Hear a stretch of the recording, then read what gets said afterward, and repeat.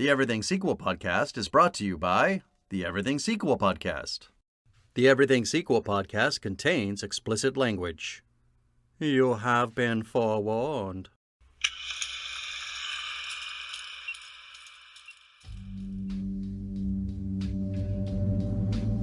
Hello and welcome to the Everything Sequel Podcast. This is still a Candyman edition. Oh my, today we're pitching sequels.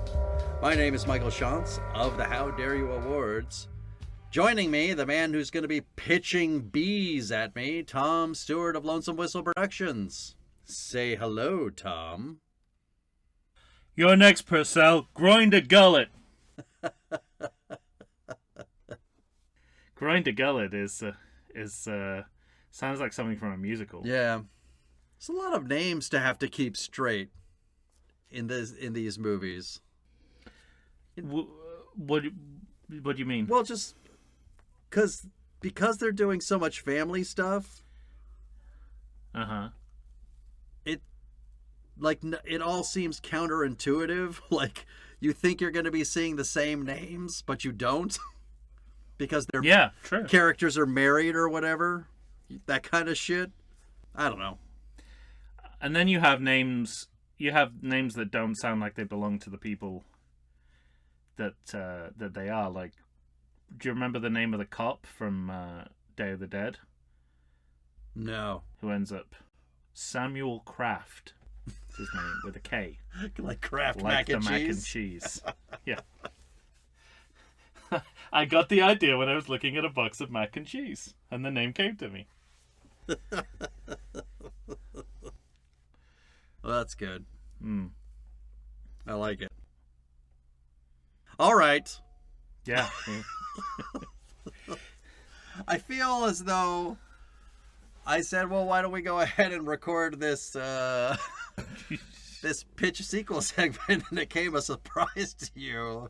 Like we were both on the fence as to whether or not we'd done enough homework. Oh, I've definitely not done enough homework. Definitely not done enough homework. And you know, it's uncharted. It's uncharted territory, right? You only have a 2 to 3 precedents to draw from. 3 if you count the latest Candyman movie, which I have now seen. And that's part of the problem, because it used up a lot of my ideas. So, for how to continue the series, so I had to go back to the drawing board. Haven't rewatched it yet. I saw it in the theaters. Yeah. But then I kept coming up with things in my pitch where I thought, oh, would that be in that remake, though? Is that a remake idea? Spoiler alert, it probably is, because one of my ideas involved a kind of contemporary folk culture museum exhibit about Candyman, and one of the interactive installations was like a mirror where if you say his name 5 times he appears, and they pretty much do the same thing in that. So okay. I mean, you know, I could easily just have pretended I hadn't seen it, but right. That made me. But you're a professional. Right, yeah. So I would know. Exactly. I would know that I was lying. So it means even less. Yeah. So I had to go back to the drawing board. It's a tough assignment. I see why there are no more sequels after Day of the Dead. Yeah. Because I mean, it's not really a matter of exhausting your options, because Day of the Dead doesn't even try to build on anything that happens in the series, really. Mm-hmm. But also, you know, I don't want to kowtow to the idea that you just slap a Candyman on a horror premise, which is what they did there. Yeah. And I feel like between the original Candyman and Farewell to the Flesh, they tease and in the revival, they kind of tease out most of the ideas that you could possibly tease out from this concept.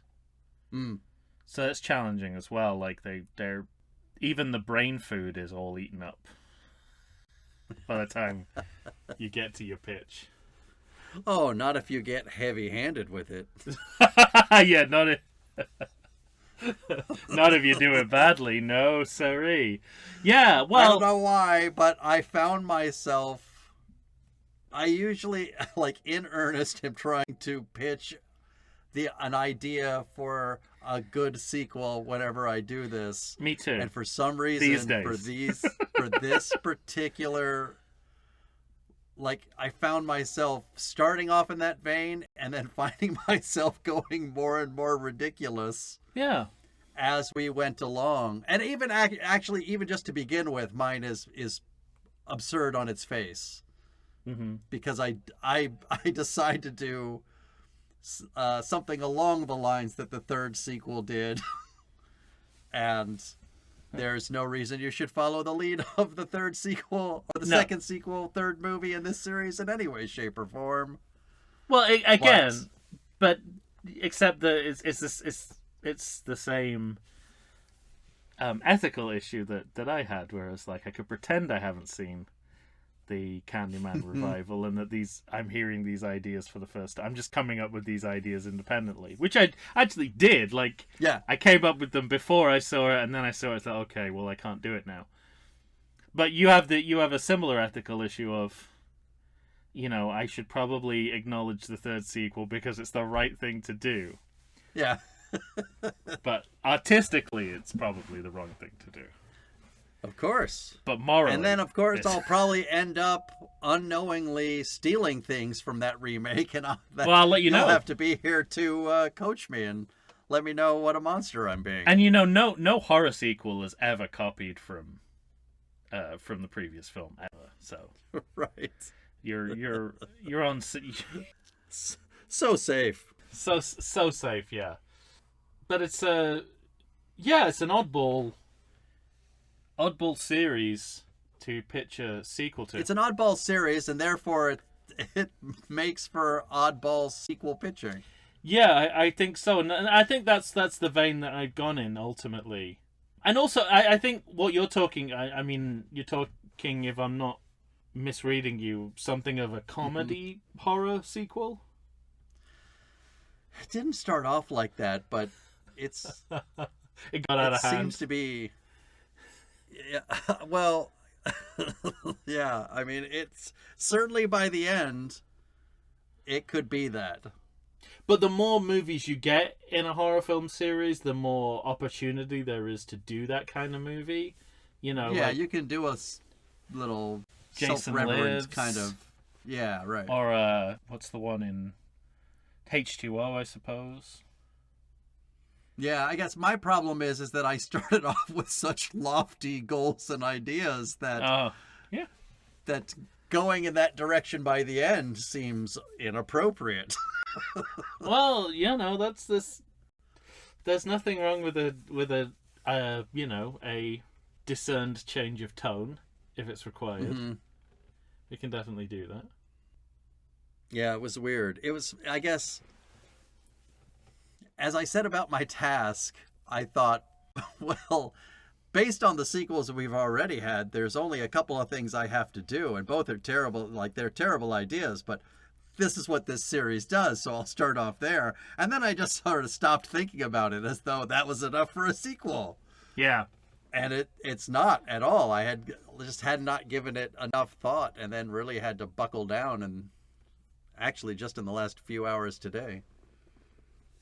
Yeah, it's interesting that the Candyman revival comes out in 2021, and I was thinking, well, like what's the essential difference between what I came up with and that? And it just ended up being mine is worse, right? And that was the big thing. It was like, mine would involve podcasting, and I'm like, oh, they didn't even sink to that depth in the Candyman revival, right? They're in 2021. They could have totally made this involve true crime podcasting, and they didn't.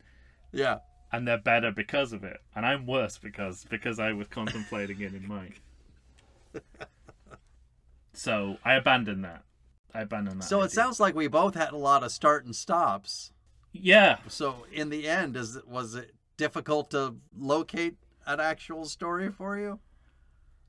Well, ultimately it wasn't, but in order to get there, I'm doing a lot of things which I feel in where I'm making this movie for real would be very unpopular choices about a direction in which the series could go. Thank goodness we only have people that get to vote on which one they start. We don't have to we don't have to pitch it to people that are able to just say no flatly to our faces. Right, yeah.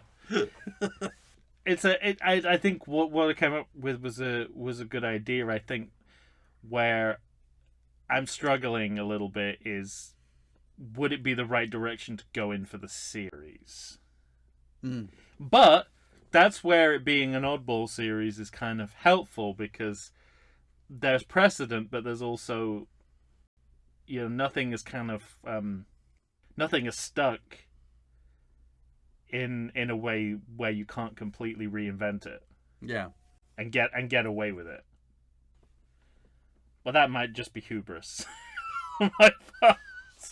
That might be my equivalent of saying Candyman 5 times into a mirror in succession. Yes, right. But yeah, I mean, it's sort of like I was thinking good. about. I took as my starting point, what do you do when you're at an impasse in a horror series? And I looked at previous strategies for doing that, rather than thinking about where is the story going to go next, necessarily. Yeah, I too wanted to take it into a different direction, as opposed to the convention of the series, essentially, of somebody looking in a mirror and being kind of chided to say the name 5 times, and then having to spend the rest of the movie figuring out how to not get killed. Yeah, and everywhere you go, there's mirrors. Yeah, I wanted to do something different than that, for sure. Yeah, because even the Candyman revival is still a mirror-based movie. And I think I was just like, okay, so that's definitely something that I can improve on. I can have fewer mirrors in my movie than has previously been.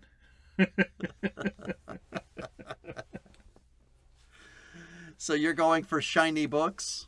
You're gonna pick up where 2 left off, and just I in fact leaving the whole idea of reflective surfaces behind.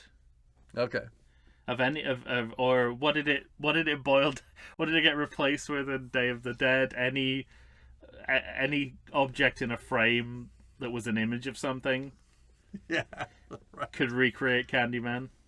So yeah, so it's been a lot of there's a lot of resetting and jettisoning of, I think, some of the albatrosses around the neck of the series. I may have created an entirely new albatross. That's what I'm worried about. I know the feeling.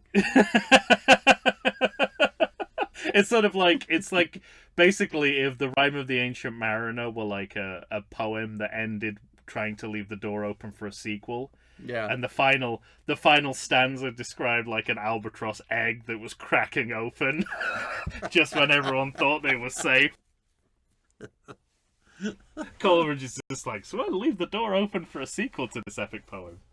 Right. Rime of the Ancient Mariner 2, Albatross's Revenge. Son of Albatross. I miss the sequel voiceover guy. In a world. Well, that's interesting, because Tony Todd is sort of your in-world version of that. Whenever you hear his voice in the Candyman movies, it's basically like having sequel, that guy. Right? I meant preview. Yeah. But I know exactly who you mean, and it is just one guy who did the voiceovers for trailers for about like 20 decades. Years. Yeah. It was just him. I mean, I don't know. I feel like you're the kind of person who would have seen one of the multiple documentaries about this guy that are available. I haven't. No. Oh, well, I don't know where you'd find them now, but I've seen more than one, which is just kind of like he goes into the recording room and he just sits there all day long and you know, he just does them in bulk. That's great. And that's why they end up all I think that's partly why they end up all sounding the same, because he's doing them back to back. Yeah, right. And then they start to get written for him. So the whole inner world and it was a place where love was forbidden and all those kind of... right. all those kind of like, you just, in a sense, you just shenanigans. You just fit the movie around that. But for one man. Right. That's always the other one I like. But for one woman. He's playing by his own rules. Oh, I love my favorite parts is when the tempo of his voice matches the editing. But this means business. And it's like... Yeah. All right. I'm scared to go first. You are? Yeah.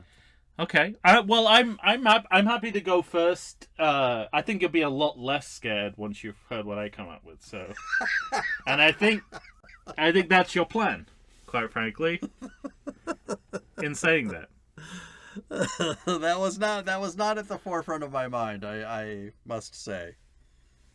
Well, yeah, I can go first if you want to prevaricate some more, but it's up to you. It's so muddy, mine. Mine too. I'm not going to set a bar that you can't follow. Okay, fine. Don't worry about it. That bar is going to be low enough for you to step right over it. You won't be able to limbo under this one, I'm telling you.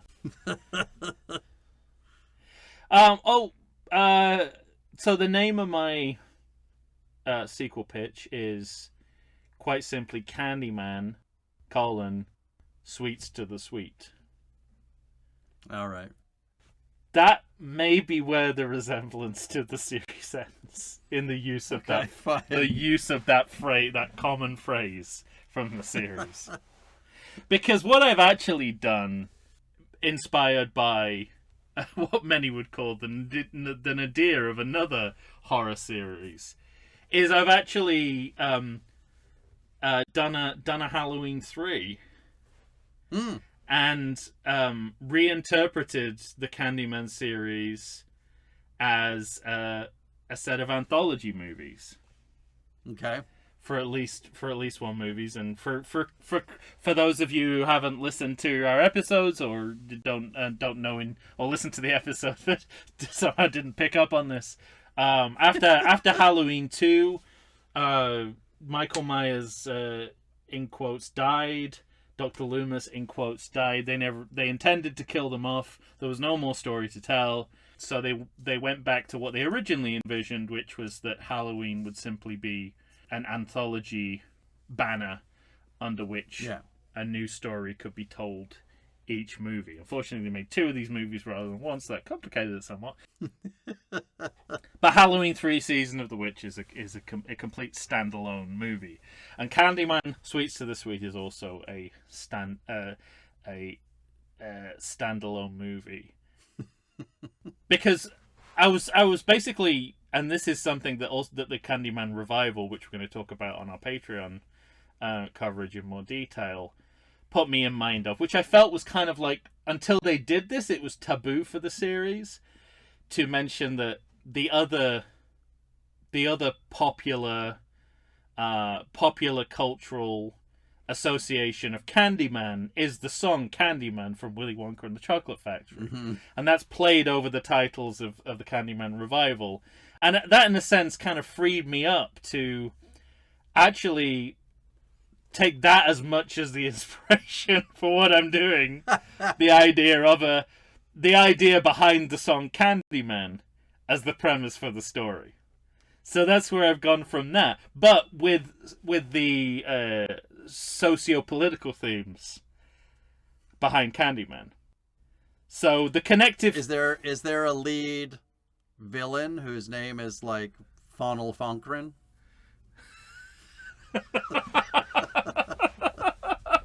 not quite. Okay. I think it's set a little too late for. Well, Tom Atkins is still alive though, isn't he? Amazingly. I think so. Yeah. I mean, he didn't look that young in the 1980s. No. Yeah. No.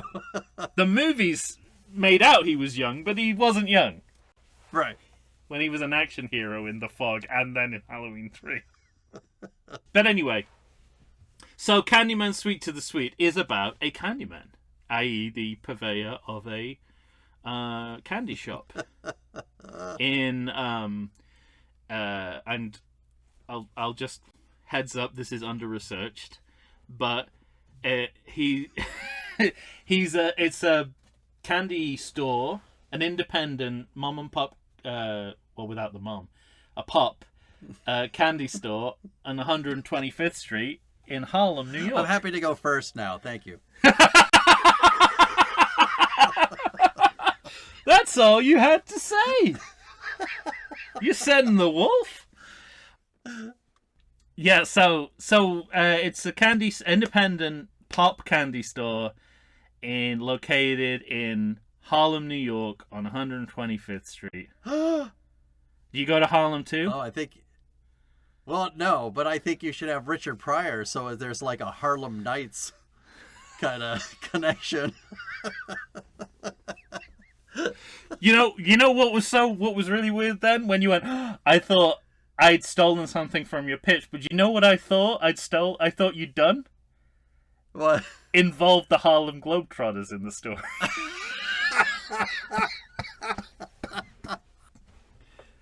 And now I really want to go, given that you haven't done that, I want to go back to the drawing board. Switch directions. Apply the brakes. Anyway, so our titular character... We're not too far off, by the way, in terms of... Because I'm setting mine in New York. Okay. And I thought of Harlem. I mean, it sort of felt like a natural place to go. We go Chicago, New Orleans, L.A. Yeah. So we're in major cities that, you can't suddenly go from there to like Lynchburg or something. Like you gotta, you've gotta kind of keep it fairly metropolitan. So this is about the owner of this candy store. I wanted to kind of set it in the way that Halloween 3 was sort of contemporary with the original Halloween, or more or less in the same time period. But I realized it would make more sense for the story I was trying to tell to set it in 2002, during what was callously... The aftermath? Well, what was callously... Oh, yeah, well, that too, but what was callously called the Second Harlem Renaissance. So the original Harlem Renaissance... Not that I'm burying this pitch in history because I don't have a story, by the way. Blind you with historical trivia so you don't notice that I haven't got a story. So the original Harlem Renaissance is in the 1920s. It was art, it was music, it was it was performance. The second Harlem Renaissance, as far as I understand, this is where it's a little bit under researched, was essentially a bunch of the gentrification story. A bunch of developers wanted to gentrify Harlem, put in... Oh, see, we've got similar ideas. Yeah, but these are the ideas of the series, the ideas of gentrification. True. Already kind of baked into it. Okay. So we have various corporate developers who... He's like the guy from Up on his street, right? So everyone on the street has sold to these kind of faceless corporate developers, and he's the only one holding out, basically. And he's getting pressure put on him from all sides, and he's starting to get death threats and breaks through the window, and clearly they're trying to drive him out. And he's been there not since the first Harlem Renaissance, but since at least like the 50s or 60s. So we get to the point in the story where he's like, how do I get rid of these guys? And one of the reasons that he is such a that he's been able to stay in business this long as an independent candy store is the quality of his product, because he has a connection in deepest, darkest Africa. With Careful.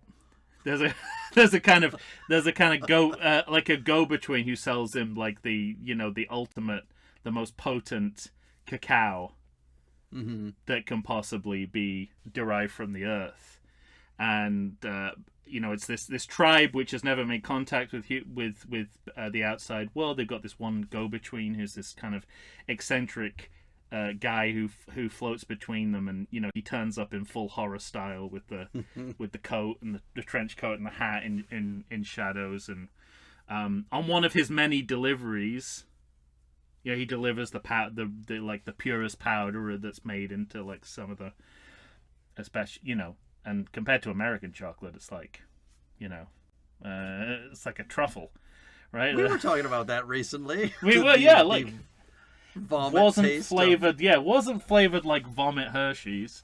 And he's telling this guy about his problems with these developers, and he's like, I might be able to give you something that give you another cacao that that could take care of your problem. So he's got this sort of extra, this extra potent stuff, and it's the most transcendent. It creates the most transcendent chocolate ever. It's essentially crack in chocolate form. And so it's given to. He has this separate stash that he gives to the developers. He invites them round for like a coffee morning so that they can talk negotiations. And he obviously shuts down the negotiations, but he says I said, no hard feelings. Come, take some of this.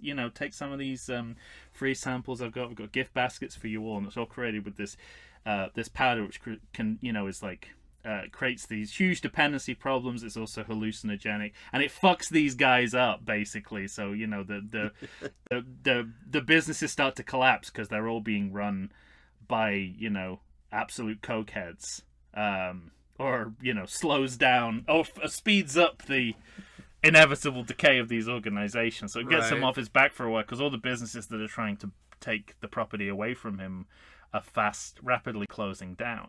Unfortunately, what happens in the course of the story is some of the special powder gets accidentally mixed into his main source for all the other candy bars and chocolate boxes and everything that he makes. So he ends up essentially creating a new wave of like drug dependency within his own within his own Harlem neighborhood. And that's kind of really as far as I've got. It's really like it's more of a creep show story. So okay. I'm trying to figure out ways to kind of like expand it. Well, Tom Atkins, there we go. He's... Or come up with 3 other stories. Oh yeah, or have and go full creep show. Yeah, or go full creep show. But basically, the story is going to start to revolve around how basically he's created zombie. He's turned his neighborhood into zombies. So it's like zombies are kind of taking over Harlem. So he sort of becomes he's the Candyman in the sense of like, I imagine there's a moment where someone like one of the kids who's become dependent on his stuff thinks his arm is chocolate and bites it off, and then he ends up with like a hook on his hand, and that's another kind of a hook made of chocolate, made of like refined chocolate, so it's hard. It's like the concentration of metal, and he has to go out into his neighborhood and like fight his people and try and synthesize an antidote, or either that or try and synthesize an antidote himself, or actually go to deepest darkest Africa and try and find an antidote there and come back and save. And there'll be like a spread where it'll be implied that this wave of cacao zombies are gonna spread and spread and spread. Cacao zombies. Yeah, there you go. So that's Candyman's Sweet to the Sweet. All right. Well done. Really? Do you really mean it? I do. I think there's a nugget there. Big swings. There's a nugget there, or a nougat. There's a nougat in the story there. There's a nugget or a nougat there. There's one or the other. I'm not sure which it is. Yeah, I think it's a nougat. I'm pretty sure it's a nougat of an idea. So, you know, the other advantage of that story is that it's doomed to failure. So, whoever the next people are coming after me will have the harder job of linking the subsequent Candyman film to the rest of the series. Yeah. Whereas I get to be this instantly disliked anthology movie that will gradually appreciate interest and admiration and love over the next 20, 30 years. So I'm playing the long game. All right. That just leaves me. I've surely given you enough time to work in the Harlem Globetrotters into your pitch. Right. I guess, like, here's where my real problem started, was even trying to come up with a title. Because it's really hard, isn't it? It's the hardest it's ever been for me. Yeah, because I had not a one-word title, but a colon one-word title that never felt like enough. What's a colon? Like a Candyman 4, colon. Yeah. One word. Yeah, they haven't done that yet, have they? No. And it felt like... cheap. Eventually... What's that? Cheap. Yeah, exactly. It because of the Hellraisers. It's like Hellraiser Revelation. Well, even because of these other sequels, like, it felt out of tune with what's come before it. Yeah. So anyway, at first, and also because my sequel was rapidly changing from something like heady to something ridiculous. Yeah. I'm fascinated to learn about this. You've given nothing away.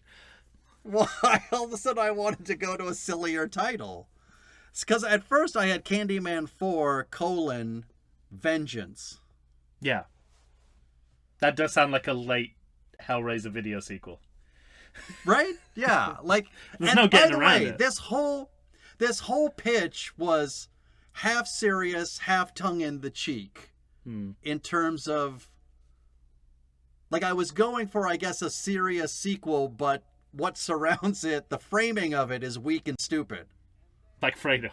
As I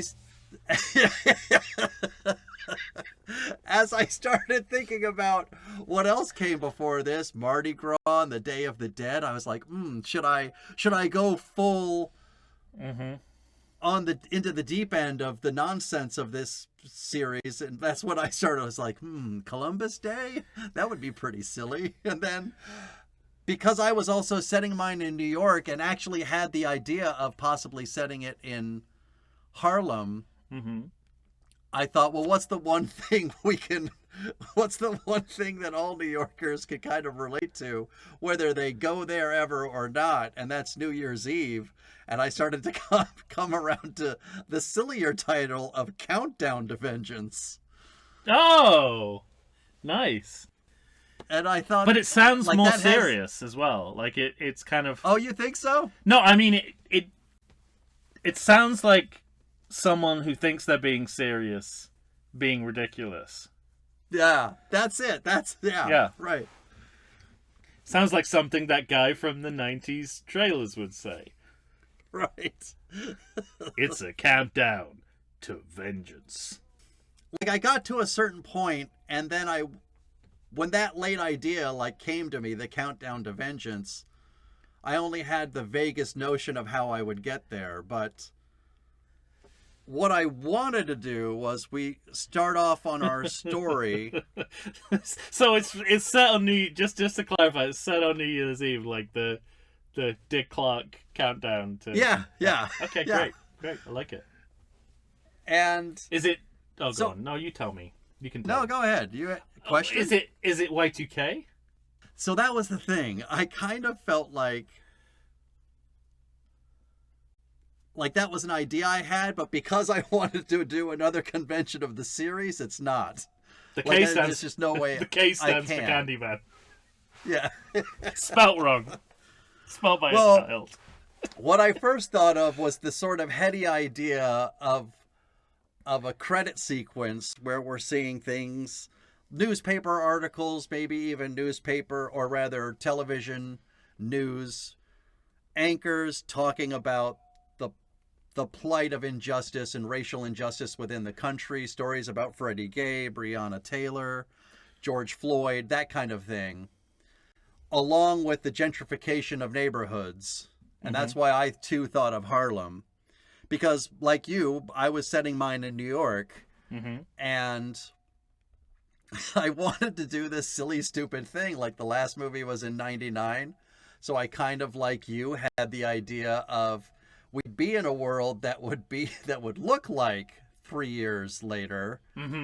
But because we're going to be with the son of, what's her name? Caroline from the last movie. Yeah. So it was the son of Caroline and whatever his name was, Jesus Garcia. So they have a kid. They have a kid together, and like that movie, this is 25 years later, and it's their son. but it's 3 years later. But it clearly looks like 3 years later, like just what they did in that movie. That would be very funny, yeah. I thought that was stupid and funny. So technically in this series, if I were to do that, we should be in the year 2045, 2050, but we'll be in like 2025. Time for the second Blade Runner movie. Yeah, in reality, we should be in 2025, but the movie will look like 2002 or 3. Yeah. Because that's when it would be made. And also, you don't know what 2025 looks like. 2045 looks like. Not quite. Apart from bleak. Bleaker than now. But aside from the gentrification of neighborhoods, I also liked the idea of the broken windows policing that was going on in New York. I mean, really before 2003, because Giuliani ends in 2001. But broken windows is this idea I wish he did. I know. But the idea is the idea is you just harass young black people by stopping them for no reason whatsoever, and then sometimes you find drugs, sometimes you find guns or whatever, and people think this is very helpful to the police at the time. Then they were, by courts, forced to stop it. What they discovered was it wasn't helping at all. You could do other things with police work. But at the time, they thought it was working, and so you see who I am calling Daniel Robbie de La Paz. Oh, because he is their son. But you also have Daniel Robitaille, so they're calling him Danny or Daniel Robbie. Why would they do that?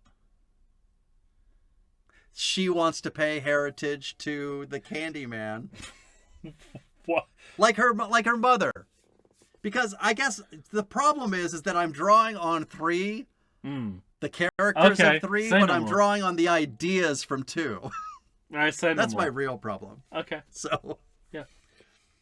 Because what I wanted to do, okay, you correct me if I'm wrong. In 2, they're talking about whitewashing because there were descendants of theirs that were actually African American, but that started to look white, and they didn't want to think of them as black people being in the family, correct? Correct, yeah.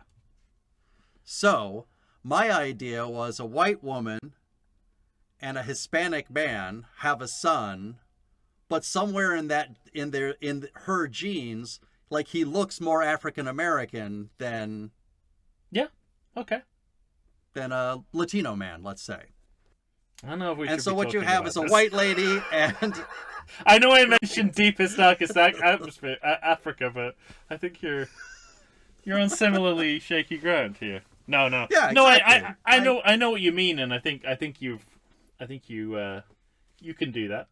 Just about. But what I wanted to do was bring up this idea of both race and identity, who we are, is tied to what we look like. And you find shortly after right after that credit scene, you see him walking alone in Central Park at night, and you're cross-cutting that with kids in the bathroom daring each other to say Candyman 5 times in the mirror.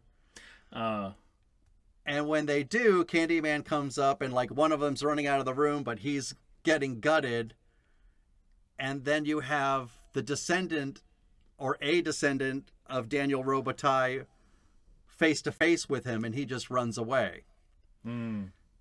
Because he's an African American, he does not call the police because he doesn't want the police anywhere near him. But here they go showing up on his doorstep. We have witnesses that saw this person, and we have, cameras on the street lights that see you running out of the park and this and that. So we think you're involved, and he's got to now prove his innocence. And he's like an innocent man being not charged, but being suspected of this murder. Yeah. I also imagine the cops in his apartment and seeing a picture of his parents, white woman and Latino man, and they say, "Who is this?" "Those are my parents." He goes, "Oh, you're adopted, huh?" He says, "No." So my sister is, okay. But I'm not. Yeah. And wait, what happens to? What is his sister in this? His half sister? So yes. So okay. What I imagined was after that scene of being harassed by cops, you see him at dinner with friends. It's his birthday. That sister is there. The woman he's dating is there. It's a real cross mix of friends, of white people and black people. It's like, as the world probably should be. But he keeps getting harassed and harassed and harassed. And then finally you get to a scene where something unrelated to Candyman, but another crime happens right in front of him. Somebody reports him. The cops start chasing him. And the next thing you know, he flees and he's back into the park and he's running away. And they actually tackle him. Yeah. And he sees, well, I guess I had it in the park, but maybe I didn't, I was thinking of like a reflection on the water.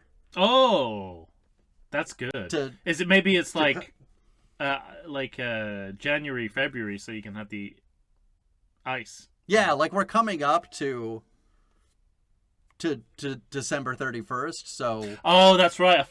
I forgot this is all about New Year's Eve. Yeah, okay, got it. Yeah. Sorry. But here's the thing. There was the main difference that I wanted to get to between this and the other movies. He is being brutally attacked by police. He's got the reflection in the water, and he calls out Candyman 5 times. And he appears. Tony Todd appears, and what he says now is, "Help me." Oh. And he does. And he kills the cops. But now he's going to be accused of killing the cops. And the whole idea is, does he join Tony Todd in trying to dispense justice? And then this is where, so that's kind of where I came to a stop with my story. Yeah. Before I had the idea of Countdown to Vengeance, which was, broadly speaking, the injustices that white people have put upon African Americans. And then you have like this final scene at a countdown for the new year where he and Tony Todd come in together, just wrangling white people left and right. Oh, that's great. And bringing a huge bloodbath to the Dick Clark's Rockin' New Year's Eve. That's amazing. Yeah. Well, I don't think I mean, that sounds absurd to me, but it doesn't feel like Right. too big a jump. I think it'll be like a real crowd pleasing finale. Yeah, I stopped at just the wrong time. Whereas, like, what I need is what I want for him, and I just didn't flush it out enough. But the idea is the angst that he has with who Tony Todd is and what he's inviting. So it's the same thing of like, join me, come with me, Yeah, do this. But he felt justified in the fact that he'd be dead if he didn't ask Tony Todd to take care of these racist cops. Which gives him the idea of like, well, maybe there are people that need to be meted out with that kind of justice. Maybe we need that vengeance. Yeah. As African Americans. And it's like, is that right or is that wrong? And that's where he is as a character, is trying to decide. And so it's a fight for his humanity. But he decides to kill. And he decides to kill kill Whitey everybody. anyway. Yeah. Yeah. I think that's great. There are one you or have two. to have a Carrie type of moment towards the end that makes Yeah. him say, "That's it, fuck all of you." Well, it's almost like Carrie in the Dick Clark's Rockin' New Year's Eve is kind of prom-like Yeah. in its presentation. So you Sure. could have what's the countdown thing? Could you have like that releasing bees when it lands? Right. Out of the ball. Out of the ball, yeah. The ball turns into Yeah. bees. It becomes a Yeah. beehive, and then bees come out of it. Yeah, I love it. One or two overlaps with the Candyman revival, Okay. as you'll see when you watch it, but nothing too. Nothing egregious? No, I don't think. No, I don't think so. I mean, you're covering a lot of the same themes. There's actually only one or two scenes that overlap. Okay. But you can't help avoid those themes when you're, if you actually challenge yourself and try to continue the story, unlike me. But even I'm defaulting to those themes as well, because mine's about gentrification and black identity and race and class and gender. Well, not gender, because there's no female characters in my story as is, so. Definitely not about gender. Right. The gender of the filmmaker, maybe, but no one else. Yeah, no, I like that a lot, and for some reason I really like the idea of the it's not a twist necessarily. It's better than a twist. The idea of like in a horror movie, if you have like unlike pretty much any other movie, if you have like a moral dilemma, you can go for the darkest option and have it play out, and there are no consequences. Yeah. You know what I mean? Like you could just suddenly. You like you're saying, like Carrie, right? It's sort of like she has this turning point. It's like, am I gonna kill all these people, or or forgive? And she shuts Once those the doors. eyes bulge, you know what choice she's made. And she's totally vindicated. And I think having also that larger cultural vindication of it's life or death, which again is a theme that's explored in the Candyman revival. That it's a different. The morality of it becomes different when you're actually relying on the ghost slasher to prevent you from dying. Yeah, right. And no one is getting killed who doesn't deserve it. Yeah. But I just love you'd be on his side. And I think both of us are kind of lukewarm on this film compared to most people. But one part of Once Upon a Time in Hollywood that I thought was perhaps its kind of bravado moment was when Leonardo DiCaprio goes into his pool shed and comes out with a flamethrower and starts. Yeah. And I don't know, like you horror or exploitation movies, they can take those turns, and the audience is fine with it. Like it doesn't offend anyone because going in because of the genre you're in, the type of movie you're watching, it's always a possibility. Yeah, right. It also reminds me a little bit of Get Carter, which is like the first half of the movie is kind of just like a 1970s Raymond Chandler story. And then in the second half of the movie, he just decides, I'm going to kill everyone who contributed to the death of my brother systematically. It's basically a slasher movie. And there's no, should I be doing this? Or is this too many? Yeah. It's just this like, is what I'm doing. And that's kind of the great thing about watching these like nastier movies, for want of a better word, that they can just turn into something which is just you can just turn into relentless slaughter, and it's very satisfying. Yeah. So take full advantage of it. It's the Friday night crowd will be losing their shit. Imagine in that and like Harlem on a Saturday night, or any exactly. Any historically black area of the country. It'd be like that Planet of the Apes, that Conquest of the Planet of the Apes in Century City, where they nearly rioted because they were just like, this is basically our story on screen for the first time ever. I mean, they're monkeys, but still. Yeah, right. Apart from business. Apart from that, they got every detail right.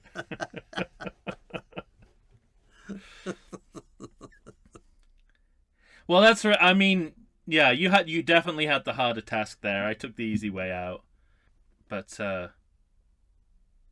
think that's I mean, and props to actually stressing continuity. Yeah, that was. I feel like I'm gone against everything that I preach in doing what I do. I mean, I'm doing it under the banner of Halloween 3, which is an which is a kind of legal legal precedent for this. Yeah. Can I quote the case of Halloween 3 versus Season of the Witch, Your Honor? Right. Objection, Your Honor. Your Honor, Halloween 3, Season of the Witch. Overruled. I'll allow it, but tread carefully, Counselor. Tread carefully, Counselor Atkins. Get that goddamn beer out of your mouth. I was just going to say, please don't drink in the courthouse.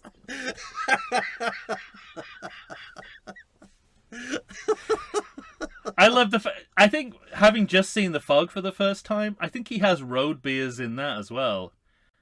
He does. He picks up Jamie Lee Curtis. It's like, you want a beer?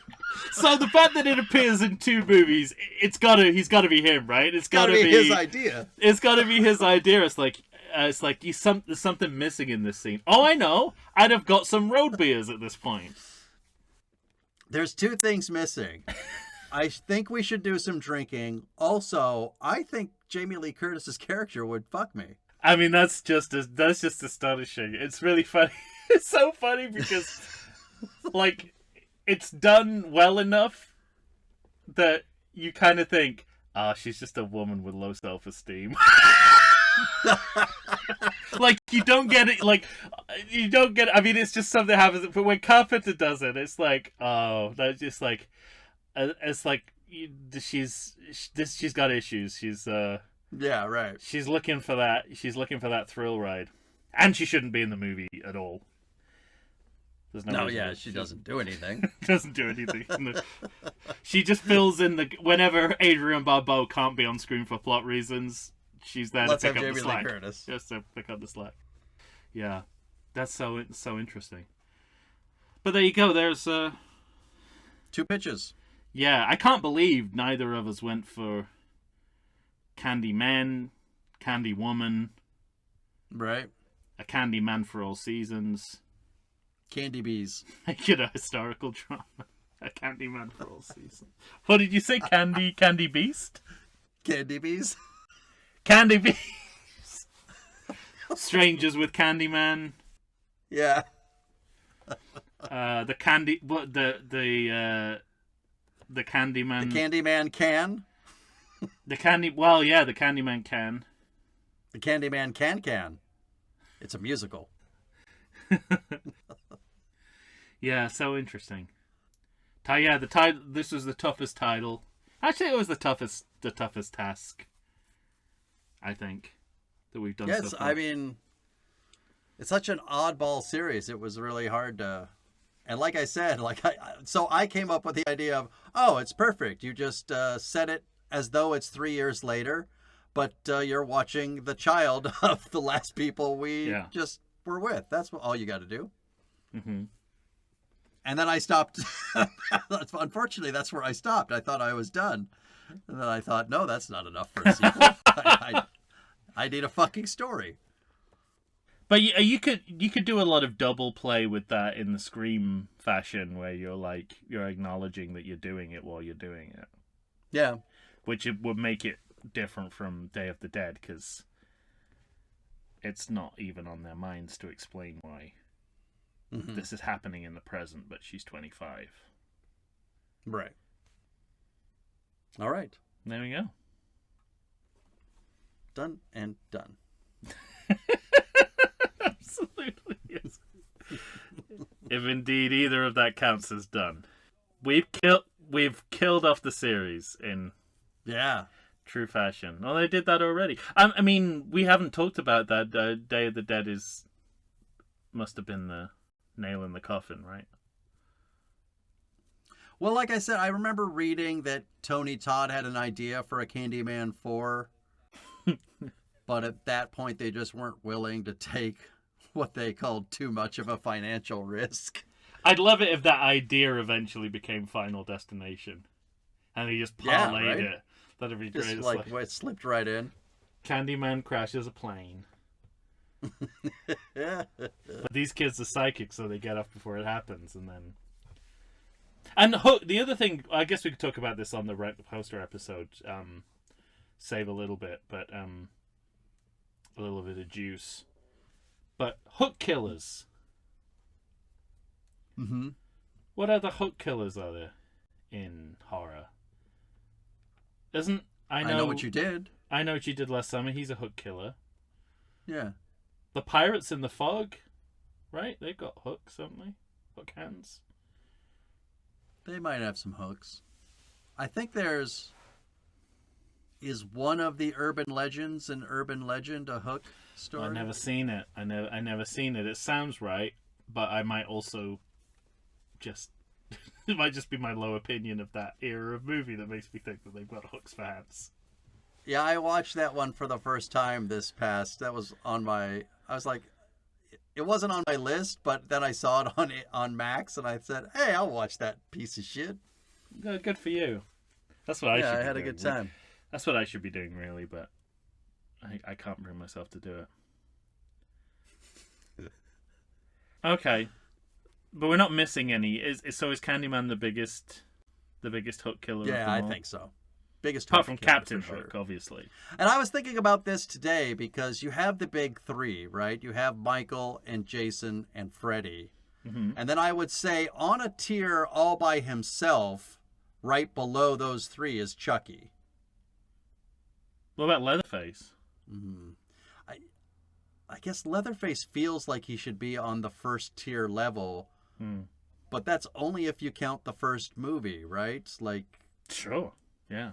So yeah, that's true. Well, I mean, but we're looking at Chucky. This For me, he's on Chucky's tier. Those two. I think we might be looking at this through a sequel lens. Like, most people don't go beyond the first movie of the series like we do. How else am I supposed to look at it? Yeah. What lens am I supposed to use? Yeah, fair enough. I asked you a question on the end of an episode from a sequel podcast, so yeah, you get to answer through a sequel lens. But then below those two is like Pinhead and Candyman. Poor Pinhead. Oh, okay. Right? Interesting. Again, it depends which way you slice it, right? Is it a question of longevity? Is it a question of which is the more iconic? Which is in the better movies? Yeah. I guess I think of it as culturally. Yeah, well, I mean, you've got a big gap in Candyman 99 to 2021. So that's 20 years if my very basic math is correct. That's increasingly not a long time for modern day franchises to be dormant, but still seems like a long time for me. Yeah, is it just like the... Wait, did you say 22 years? Yeah, 21 plus 1, right? It's 99. Wait, when was the first one? 92? Oh, I was going from the end of from when Day of the Dead was released. Oh, okay. I was saying there's a gap there where there's no Candyman. Yes. But it's kind of filtered into the cultural lexicon in a way that, like the idea of the look, because I'd never seen any Candyman media. Like sounds like Artisan Entertainment, doesn't it? It's like Candyman media. Who are they? But I knew about the looking in the mirror 5 times, say his name, and I couldn't necessarily pull a fact about Chucky other than that he's a living doll. Right. And I've seen those movies. Like I've seen them at some point, but I guess there's a specific mythology, but not like a general mythology, like something. Yeah, he's got something specific. But yeah, Jason and Michael don't really like. It's even more specific than that. Like, Freddy's got the getting in your dreams. That's pretty specific. But Jason and Michael, who knows what they are, really, what they're up to in any given movie. They're just cruising around. But it's kind of interesting that maybe the image or sitting at the bottom of a lake. But I didn't know right. I didn't know Candyman had a hook for a hand. Oh, okay. That he wears like a nice fur coat. Mm. I didn't really know about the bees, but 5 times, say Candyman 5 times into the mirror in succession, and he'll appear. So maybe it's just because it's so fairy tale that if you hear it, it sticks in your mind. Yeah. Yeah, I think it draws on other things. Like kissing, it's like, kiss a frog and it'll turn into a prince kind of logic. But that part of the mythology seems to me to be better known than the specific movies. Like, I couldn't have told you that Day of the Dead existed before we started covering it. Yeah, right. So I don't know. I guess it depends what you're what you're looking for. Yeah, I mean, because some people would say that bar none, the best horror movie ever is Texas Chainsaw Massacre, so Leatherface has to go to the top. But best comedy, certainly. But you can't tell me that series has a lot of successful sequels. No. So there's not the longevity thing. There's not the staying kind of in. Well, I guess the only reason it's staying in the public consciousness is because they keep remaking it. But not in the way that Michael Myers keeps coming into our lives. Jason, it's been a while, but he popped up back in our lives, and then Freddy is just sort of omnipresent in culture. Oh, sure. Yeah.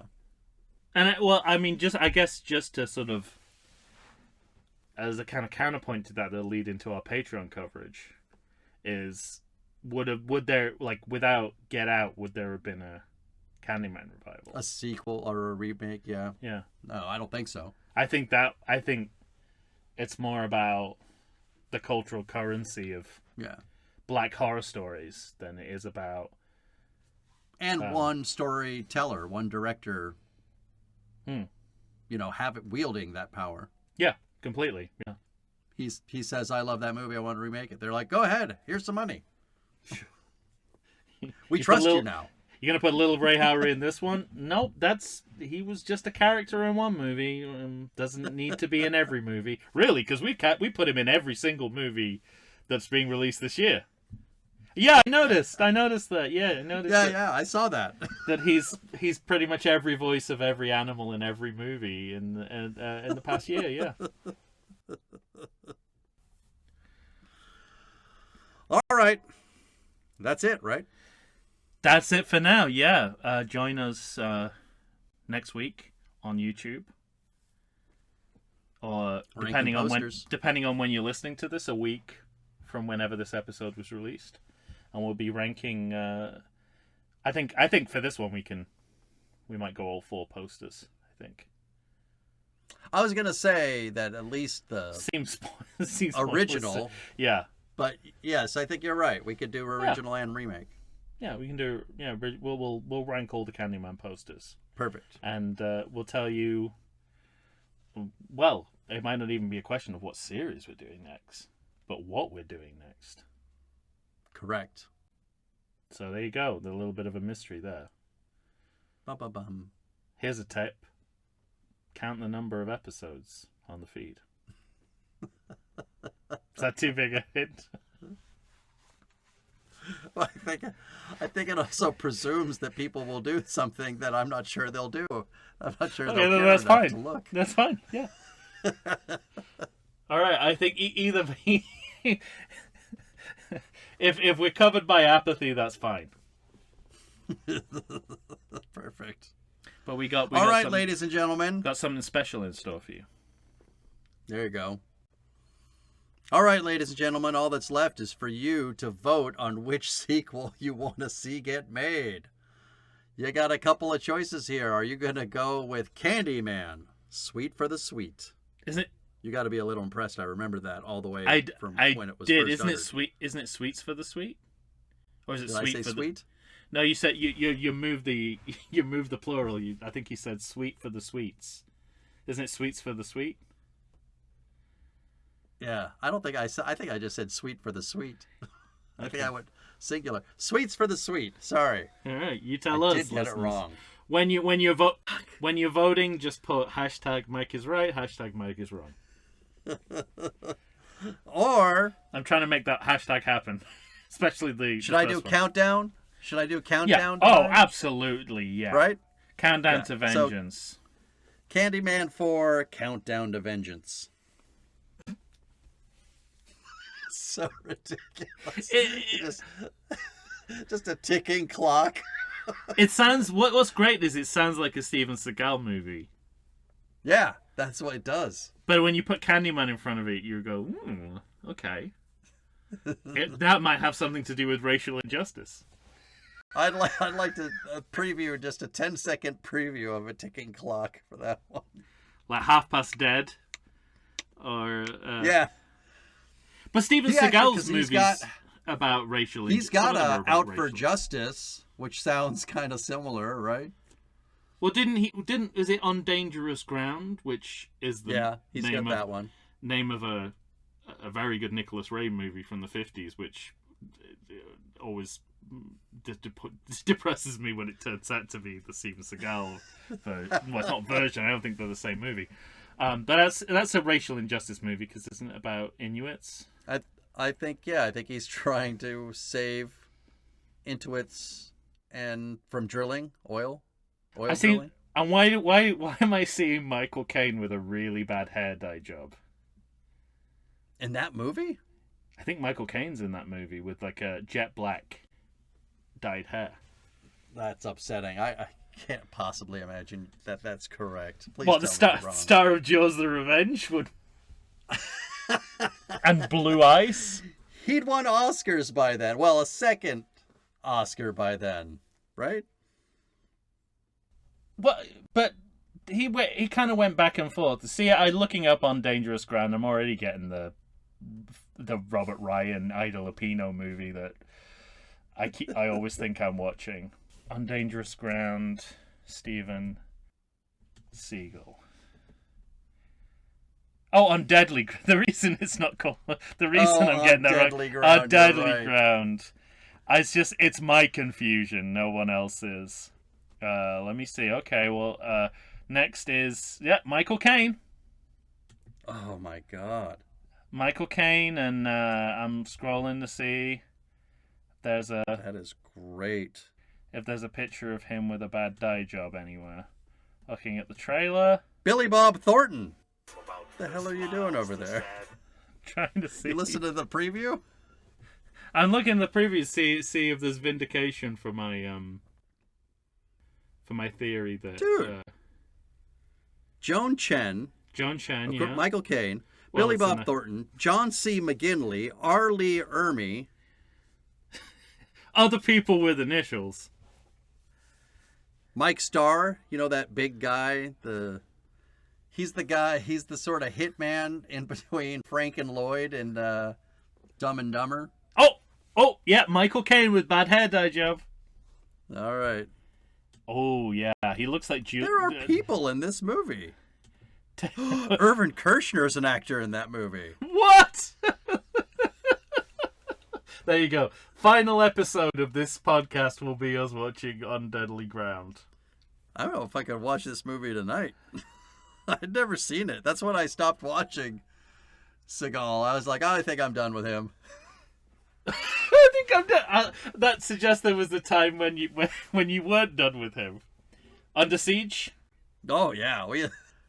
Yeah, Under Siege is the one movie that made me think he's going to break out in a different way. Like, oh, that prediction didn't pan out, did it? No, not at all. Wow. Because I thought he was going the way of a Stallone or Schwarzenegger when he got to that movie. But he has no content, and that's always gonna... You can only go for so long, right? When you don't have... Because actually, when for all the shit thrown at Stallone and Schwarzenegger, they've got a lot going for them as film stars, and Seagal just doesn't. No, yeah, he does not. Don't know how long you can get away with that lack of content. I guess a decade. Yeah. That sounds about right for him, right? A decade? Because we haven't covered Under Siege 2. I'm sure we will at some point, but yeah, had the decline happened by then, or was that the beginning of the end, or what was the... Probably the beginning of the end. Yeah. Because wasn't he in an episode of Roseanne where he was kind of playing his character from Under Siege 2? Holy shit. The final season of Roseanne, I think. Wow. The one after she won. You know who else is in that movie as his daughter? Which movie? Under Siege 2, Dark Territory. Oh, it's got a subtitle. Fantastic. It's Katherine Heigl. Oh, his screen daughter. Yeah. Because for a second there, my mind was almost blown at the prospect that they might be father and daughter, and I'd just somehow not known. That's great. My entire life. Well, it's interesting, yeah. And if you see one final thing about On Deadly Ground, the 1994... Stretch this episode for an extra 20 minutes for no reason whatsoever. He's got like the Giuliani dye job in Michael Caine. It's like seconds away from melting. Great. And dripping down his forehead, Marty Party style, like Giuliani's did at God, what was the name of that Four Seasons discount mart, or what was it, Four Seasons hardware store? When he did the press conference and they thought it was the Four Seasons, but they yes, yeah, that's right. Oh, amazing. That man controls us now. Welcome to 2025. On Deadly Ground, nowhere. Could rent it for $4.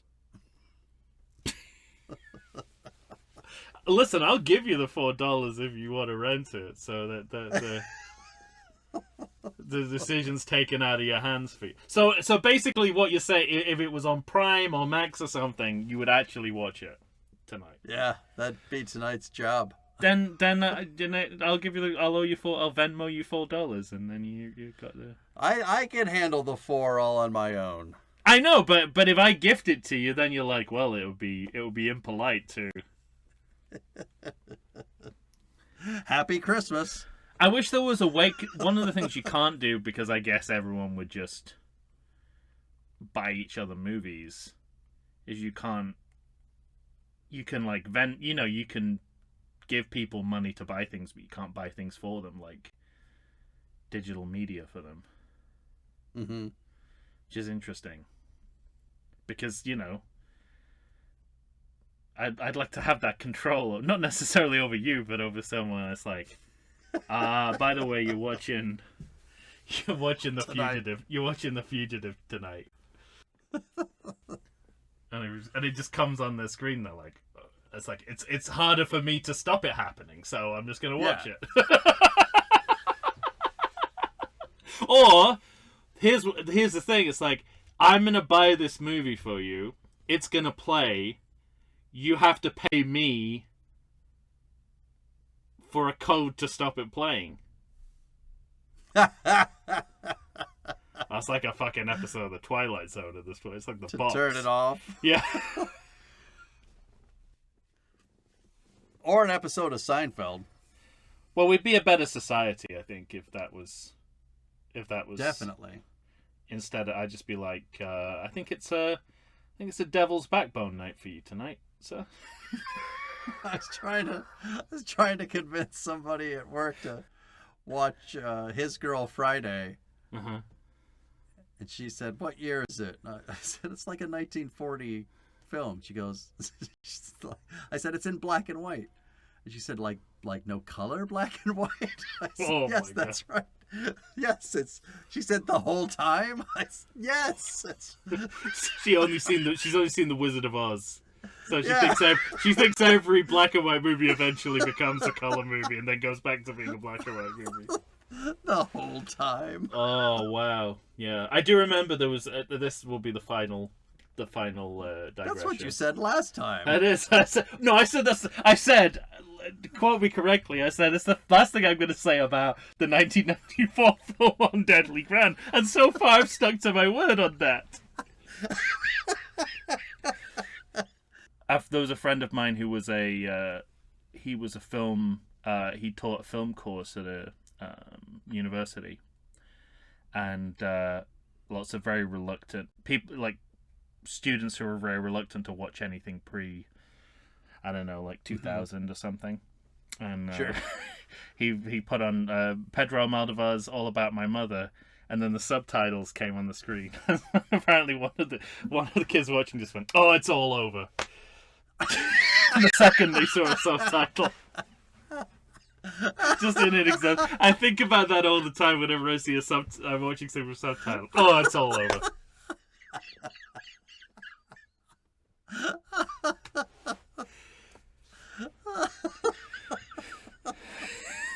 Don't you make me read. Oh. You just given up on the concept of reading.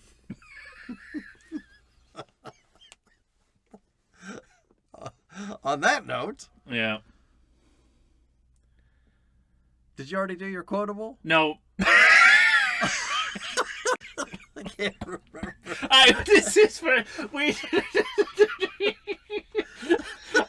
Ideally, at this point, my quotable would be from the movie On Deadly Ground. Yeah, absolutely. I should have done that. Let's see. Well, I'm on the IMDb page, so let me see if Deadly Ground. I'm gonna drill for that oil.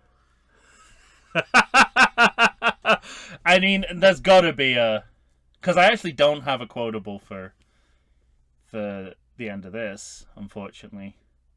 What? Yeah. Well, I was gonna say something that we'd already talked about, but I see. Oh, well, how racist do you want your quotable to be? Is the question I should ask. Usually, I'm the least racist possible. Okay, quote. All right. Well, then that eliminates a couple of them. I just want to say goodbye to everybody, Tom. Well, let's see. That's natives 8, oil workers 0. Anyone else want to play with Cupcake? That is literally the first quote on IMDb. It sounds like it's worth $4. Yeah? Well, 5 people found it helpful.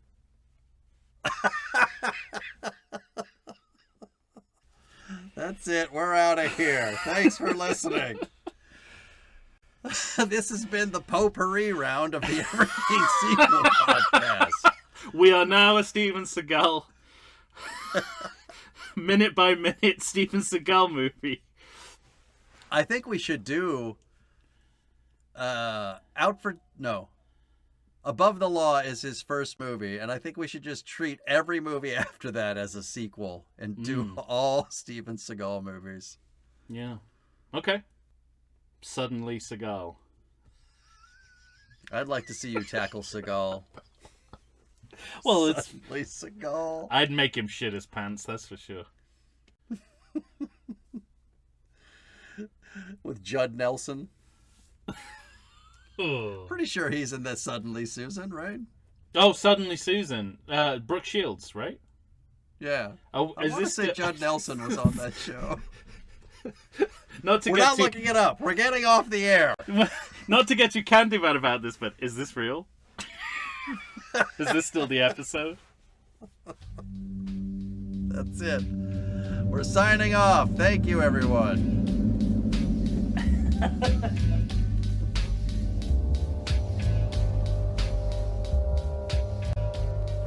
don't even remember how we got onto it.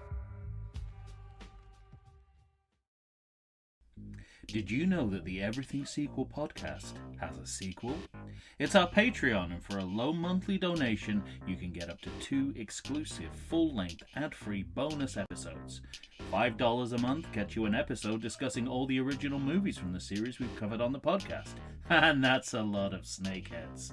But $10 a month scores you the reboot to boot.